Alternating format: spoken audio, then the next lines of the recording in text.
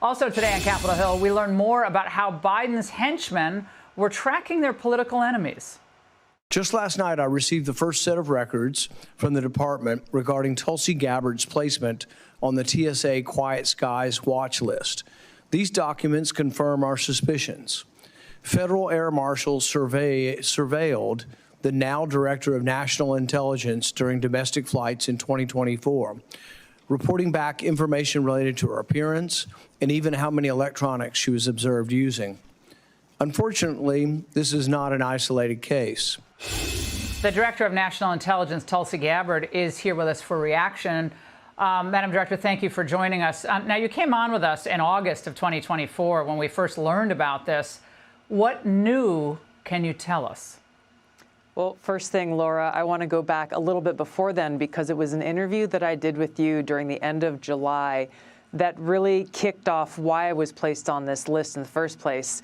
I was talking to you about how Joe Biden had just stepped down, Kamala Harris was going to be the Democratic nominee, and I was warning the American people about how dangerous she would be for our country's security, the safety, security, and freedom of the American people if she were to become commander-in-chief. The very next day, this was in Rome, I got on a plane with my husband to fly back to the United States after having conducted meetings there in the Vatican with other Americans, that I was placed on this secret domestic terror watch list called Quiet Skies. What Senator Paul is talking about here are documents that confirm two things. One, that what I experienced and what whistleblowers came forward and exposed very early on in August is absolutely true. It goes into detail about what that surveillance consisted of. Some of the things Senator Paul mentioned, they had to report back, these federal air marshals who were surveilling me, about my appearance, about what kind of electronic devices that I had in my possession. Did I have any interactions with unknown individuals while traveling? The list goes on and on. But the second thing that these documents confirm is, once again, that it was absolutely politically motivated.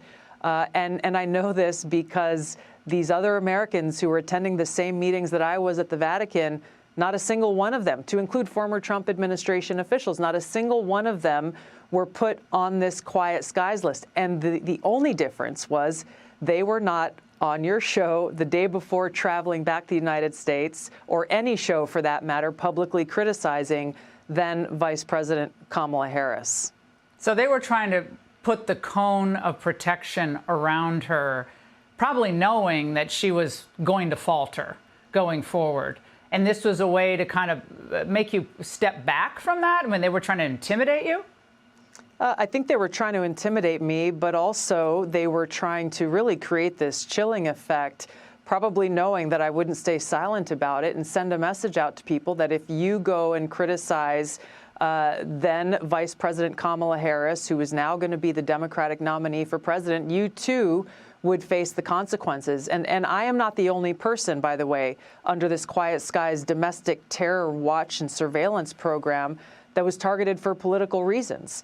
There are many people, one even the wife of a federal air marshal who happened to be in Washington, D.C. on January 6th, nowhere near the Capitol. She was on this Quiet Skies list for over 2 years and surveilled even when traveling with her federal air marshal husband. There are countless examples that we could go through once again that show very clearly the Biden administration's weaponization and politicization of the government against everyday Americans, violating our most fundamental constitutional rights and civil liberties.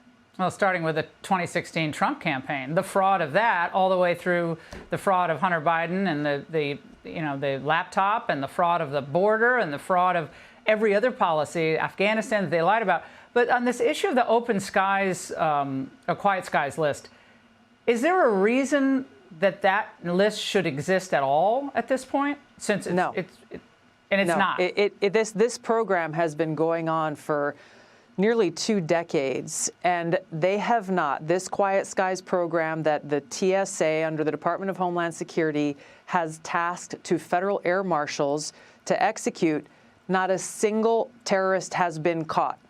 Not a single one, for as long as this program has existed. So instead, what is continuing to happen, so long as this program continues, is every single day, 40 or 50 federal air marshals are tasked with surveilling everyday Americans for no purpose, these arbitrary reasons that are put forward. The funny thing was that when senators started asking questions about my case in particular, the TSA started changing their story and making things up about why they were justified in putting me on this list. Once again, affirming the politicization of the federal government against the American people. Well, this has to be zeroed out, never to be seen again. Madam Director, thank you very much for giving us the latest on this. We really appreciate it.